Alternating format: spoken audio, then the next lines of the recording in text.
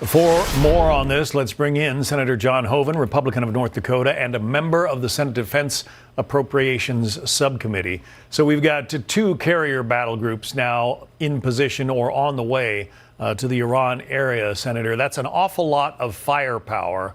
What's your take on what might be about to happen? John, good to be with you. Well, there's only one thing that the Ayatollahs in Iran understand, and that's strength. And in the Middle East, there's an old saying, bet on the strong horse. And President Trump and the United States are the strong horse. And this show of force is about making sure that the Ayatollah and his oppressive regime understand that this is serious and that change has to happen. And no one's a better deal maker than the president. And Secretary of State Marco Rubio is one of the most intelligent people I've ever met, and he understands world affairs better than anyone. So maybe there's the possibility of some kind of deal there. We're going to find out.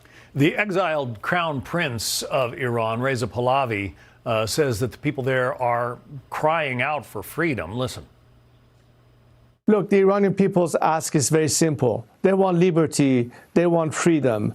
And of course, I think President Trump realizes that when he said regime change might be the solution. This is something we've been asking for a long time. One thing I would simply add to what the president said when he says the regime has kept on talking and talking and talking. But the president should also know that they have also kept on killing and killing and killing. As we speak. So he is the son of the deposed Shah of Iran, and I don't mean to be critical of the son, but there's a reason that his father was deposed, and young people had a huge hand in that back in the day and helping to install this theocracy that the Iranian people now, seem to hate so much. Understand, but there is no more oppressive regime that exists other than this theocracy that actually preaches terrorism. And it's not only their own people they're oppressing. They may have killed more than 30,000 protesters, their own people, but they also have their cat's paws, whether it's Hamas, Hezbollah, the Houthis.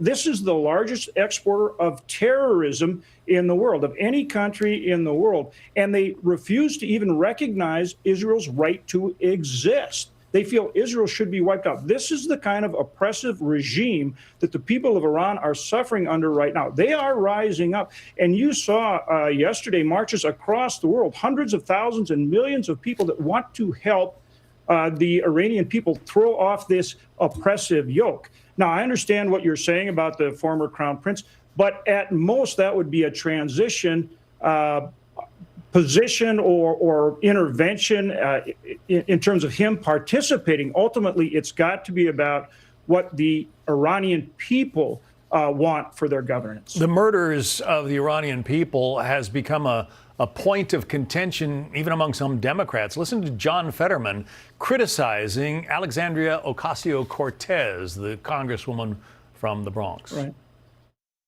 Why is she so eager to criticize and find a way to criticize Israel? But I don't really recall them saying anything as Iran was executing thousands and thousands of their protesters for that. I mean, where we are and call this is and stand with Israel, that's our special ally, and there was never a genocide. And when there is a genocide where you're executing tens of thousands of people in Iran, why not and call that out too? Your final thoughts on that topic, Senator.